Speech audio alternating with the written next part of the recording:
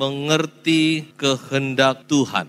Saya ajak saudara melihat dua ayat sekaligus. Yang pertama di dalam Efesus pasal 5 ayat yang ke-17. Sebab itu janganlah kamu bodoh, tetapi usahakanlah supaya kamu mengerti kehendak Tuhan. Paulus berkata, usahakan. Kalau kita tidak mau berusaha, kita tidak akan mengerti. Jadi rupanya untuk mengerti kehendak Tuhan ini perlu satu usaha, perlu satu keinginan, mau, ingin, mengerti. Yang kedua, kita baca dalam Kolose pasal 1 ayat yang ke-9. Sebab itu, sejak waktu kami mendengarnya, kami tiada berhenti-henti berdoa untuk kamu. Kami meminta supaya kamu menerima segala hikmat dan pengertian yang benar untuk mengetahui kehendak Tuhan dengan sempurna. Paulus bahkan berdoa untuk sidang jemaat supaya mereka diberikan satu hikmat, satu pengertian untuk kita bisa mengerti kehendak Tuhan yang sempurna.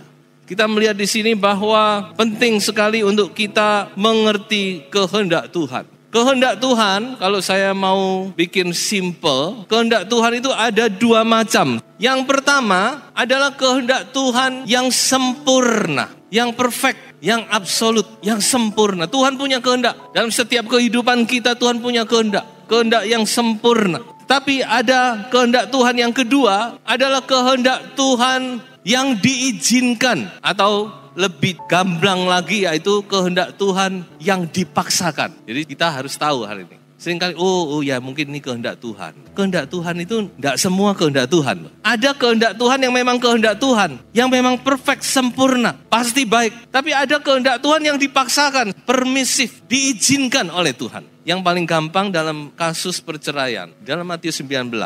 Orang bertanya kepada Yesus, Tuhan, kenapa kok di dalam kitab Musa diizinkan orang bercerai? Tuhan Yesus berkata apa? Pada mulanya tidak demikian. Tapi Allah izinkan itu karena kekerasan hatimu. Karena kekerasan hati manusia. Tapi itu adalah kehendak Tuhan yang diizinkan. Atau lebih tepatnya dipaksakan. Nah ini yang harus kita mengerti.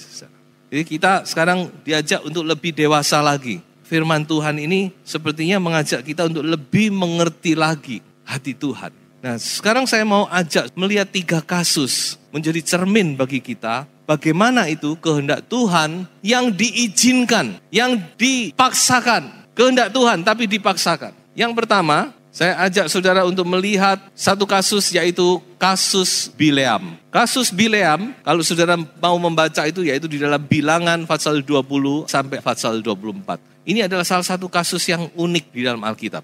Seorang nabi yang dipakai oleh Tuhan, Bileam. Bileam jelas dipakai oleh Tuhan. Semua orang tahu Bileam dipakai oleh Tuhan. Justru karena dipakai oleh Tuhan ini maka satu kali dia mau dimanfaatkan oleh Raja Moab untuk mengutuk bangsa Israel. Karena kutukannya mandi. Kalau dia memberkati, orang diberkati. Kalau dia mengutuk, orang dikutuk. Orang semua tahu. Maka dia didatangi oleh utusan Raja Moab. Dan Bileam memang dia seorang nabi. Lalu Bileam tanya, oke, tapi sebelumnya saya mau tanya dulu kepada Allah. Dia berdoa dan Allah menjawab. Dan jawaban itu jelas. Jangan pergi. Ini adalah bangsa yang ku berkati. Jangan engkau kutuk. Dan Bileam juga tahu dengan jelas. Nah ini sudah poinnya. Jawaban Allah jelas. Bileam juga tahu dengan jelas. Lalu Bileam berkata, tidak bisa. Tuhan kemarin memberitahu aku tidak boleh pergi. Maka undurlah utusan Raja Moab. Tapi tidak putus asa. Kemudian mereka datang lagi dikatakan membawa harta yang lebih banyak. Uang yang lebih banyak dan mengutus orang-orang yang lebih terhormat kepada Bileam. Nah Bileam mulai goncang, hatinya mulai goyang. Padahal dia sudah tahu, kehendak Allah itu dia sudah tahu. Tapi dia berkata apa? Oke, kalau gitu aku tak doa sekali lagi. Siapa tahu Tuhan mungkin mengubah niatnya. Nah ini di sini poinnya. Bileam datang lagi kepada Tuhan dan kali ini Tuhan berkata apa? Oke Bileam, silakan kamu pergi. Saudara perhatikan, silahkan pergi. Tuhan rela saudara-saudara? Tuhan tidak rela. Saya menangkap kata Tuhan silahkan pergi ini justru Tuhan mau mencobai hati Bileam. Dia mau tahu Bileam ini peka enggak, taat enggak. Tapi namanya Bileam, begitu dia dengar Tuhan ngomong silahkan, langsung dia pergi saja. Dan apa yang dikatakan oleh firman Tuhan, begitu Bileam pergi, Tuhan murka. Sehingga saudara lihat ceritanya dikatakan keledainya enggak mau disuruh maju, dipecuti. Sampai akhirnya keledai itu berbicara kepada Bileam. Kenapa kok Tuhan memecuti aku? Baru waktu itu mata Bileam dicelikkan. Ternyata keledai itu menyelamatkan dia. Kalau dia jalan terus, dia pasti mati. Karena ada malaikat Tuhan di depan. Tuhan izinkan Bileam pergi. Dan sebenarnya Bileam harus peka. Keledai itu sudah menunjukkan, sudah dihalangi dia. Tapi dia terobos terus. Kenapa kok Tuhan izinkan? Karena Tuhan melihat motivasi yang tersembunyi di dalam hati Bileam. Nah ini yang harus kita waspadai. Diri kita ini, hati kita ini ada motivasi harta. Bileam suka kepada harta, suka kepada uang. Tuhan tahu, Tuhan melihat sampai dasar hati Bileam. Makanya Tuhan berkata, mau pergi silahkan pergi. Tapi Tuhan itu sebenarnya masih murah bukan, masih dihalangi dia. Tapi dia gak taat, berangkat terus. Saudara, apa motivasi dalam hati kita nih? Mungkin bukan harta, mungkin untuk nama, popularitas, famous. Supaya kita jadi orang terkenal, makin terkenal. Mungkin karena kedudukan, mungkin karena itu, ini yang tidak murni. Dan Tuhan lihat itu, makanya Tuhan gak mau menghalangi. Tuhan menghalangi tapi juga Tuhan tidak mau halangi. Sudah, toh tidak mungkin ini dihalangi. Pasti dia jablas sungguhan sudah. Bahkan dikatakan ketika dia sudah memberkati, dia tahu tidak boleh mengutuk, dia beri usul yang mencelakakan kepada Raja Moab. Bangsa ini tidak bisa dikutuk, tapi bisa digoda. Kirim saja cewek-cewek cantik dan mereka jatuh. Mereka jatuh dalam perzinahan, mau tidak mau Tuhan harus menghukum mereka. Sekian puluh ribu dibunuh oleh Tuhan. Tuhan adil. Kalau orang sudah motivasinya begitu, saudara-saudara, tidak bisa dihalangi. Makanya Tuhan tidak mau menghalangi. Pergi silahkan. Toh kamu gak bisa dihalangi. Tuhan lihat kok motivasi dalam hati Bileam. Kehendak Tuhan yang dipaksakan. Kasus kedua, bangsa Israel minta raja. Satu kali mereka datang berkata kepada Nabi Samuel, berikan kepada kami seorang raja. Kami ingin seperti bangsa-bangsa lain punya raja. Samuel datang kepada Tuhan, Tuhan gimana ini Tuhan? Mereka minta raja. Dan Tuhan berkata apa? Mereka minta raja, denger no wis. Nek itu mau nih mereka wis, turut tono. Tapi Tuhan senang, saudara-saudara? Tidak. Tuhan sangat tersinggung. Dan itu dinyatakan dalam kitab Hosea. Tuhan memberi raja, Saul muncul. Tapi dikatakan, aku memberi engkau seorang raja dalam murkaku. Tuhan izinkan, minta, Tuhan izinkan. Kurang apa Tuhan? Tapi tidak semua permintaan itu berkenan kepada hatinya Tuhan. Tuhan izinkan dan kita tahu apa yang dihasilkan oleh Saul. Raja yang seharusnya melindungi mereka membawa banyak masalah, banyak malapetaka. Lalu kenapa kok Tuhan izinkan?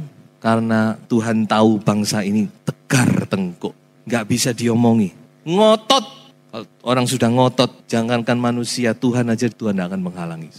Nah, ayo kita jadi anak Tuhan, kita mau sungguh-sungguh peka kepada suara Tuhan. Kita punya keinginan pasti, tapi ayo kita jangan ngotot, dengar suara Tuhan. So kalau sudah ngotot, keras hati, sudah roh memberontak ini, Tuhan katakan silakan, mau apa tak kasih. Tapi belakangnya sulit untuk diringkesi. Apa yang diperbuat Saul, ngeringkesnya itu angel, udah kocar kacir. Contoh yang ketiga, pelayaran yang kandas. Paulus sebagai tahanan, dia akan dibawa ke Roma. Dalam perjalanan itu mereka satu kali menghadapi satu dilema. Ini mau diteruskan enggak perjalanan ini? Paulus, dia bukan seorang ahli perkapalan. Namun dia punya hikmat yang dari Tuhan. Dia memberi nasihat kepada perwira. Jangan diteruskan, tunggu saja di sini. Sampai melewati musim dingin. Nanti sesudah musim dingin kita lanjut. Tapi dikatakan apa? Perwira itu lebih percaya kepada jurumudi dan nakoda daripada perkataan Paulus. Apa salah?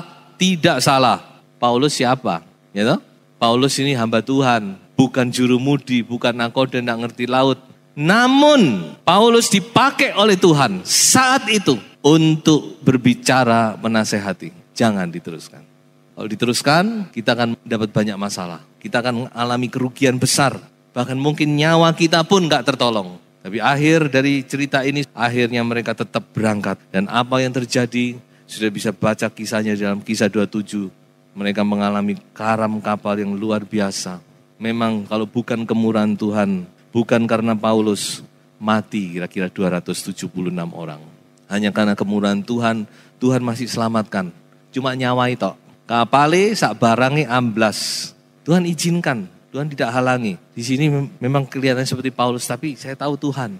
Tuhan juga izinkan hal ini terjadi. Kenapa? Ya, kadang-kadang kita lihat, memang Tuhan izinkan. Kenapa kok Tuhan izinkan?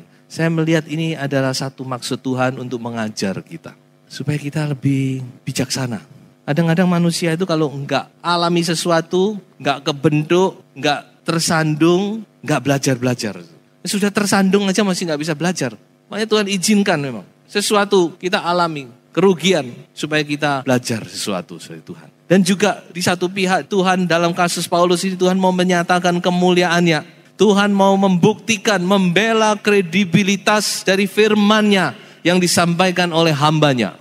Kadang-kadang hamba Tuhan ini gak diregai. Oh, kamu ngerti apa? Tapi ingat, ya tidak semua. Tapi hamba Tuhan kadang-kadang dipakai oleh Tuhan. Dengan hikmat ilahi untuk memberi sesuatu, nasihat. Jadi di sini kita melihat ada hal-hal yang memang Tuhan izinkan terjadi dalam pelayaran tadi adalah untuk menyatakan kemuliaannya, untuk membela firman-Nya, untuk menyatakan kuasanya, dan memang Tuhan dipermuliakan di dalam segala perkara. Jadi di sini kita sudah melihat 3 contoh daripada kehendak Tuhan yang diizinkan oleh Tuhan.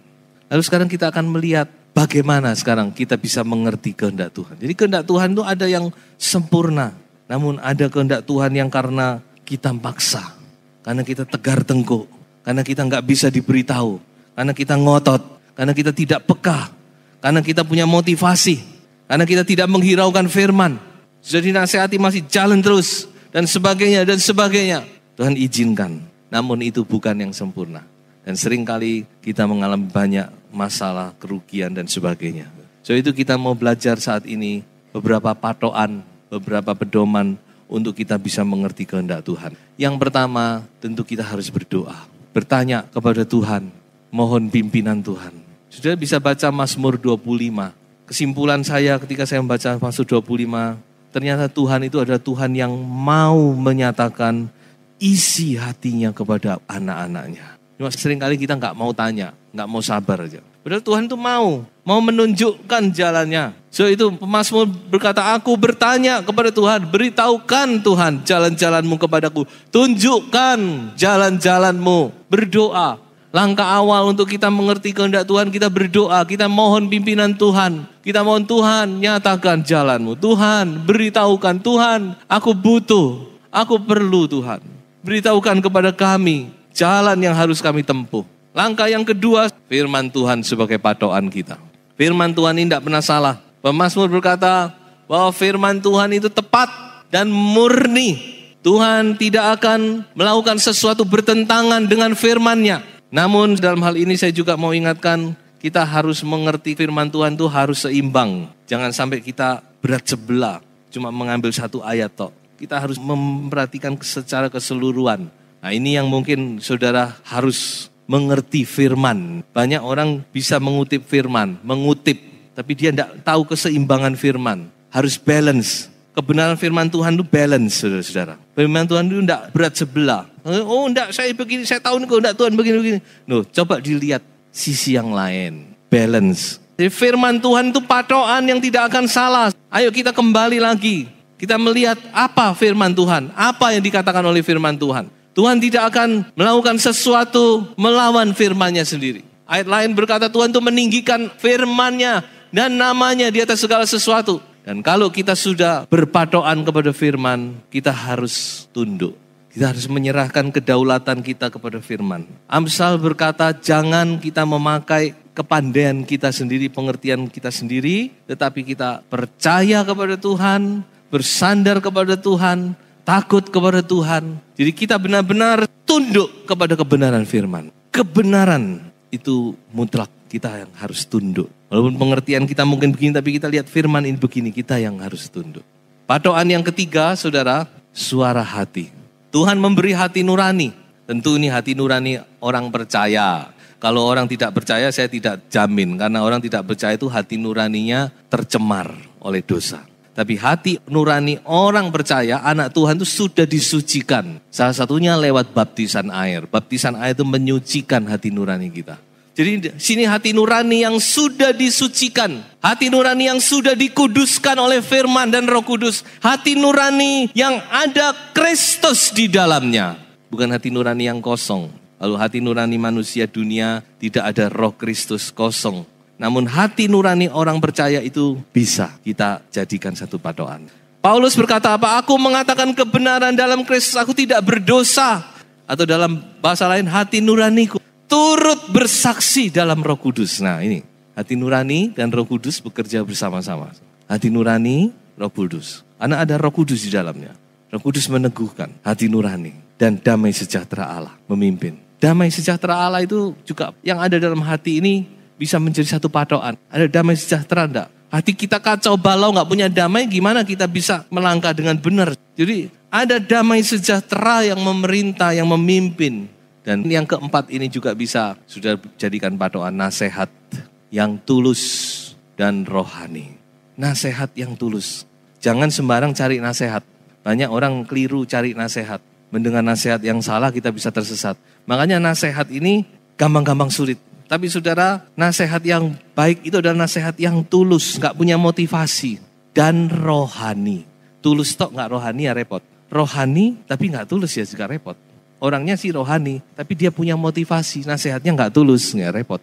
Jadi tulus, gak punya kepentingan. Lebih baik lagi kalau orang ini punya kepentingan yang artinya dia memang menghendaki kebaikan kita. Dia gak punya motivasi lain. Dan lebih hebat lagi kalau orang yang beri nasihatnya adalah orangnya Allah, rohani.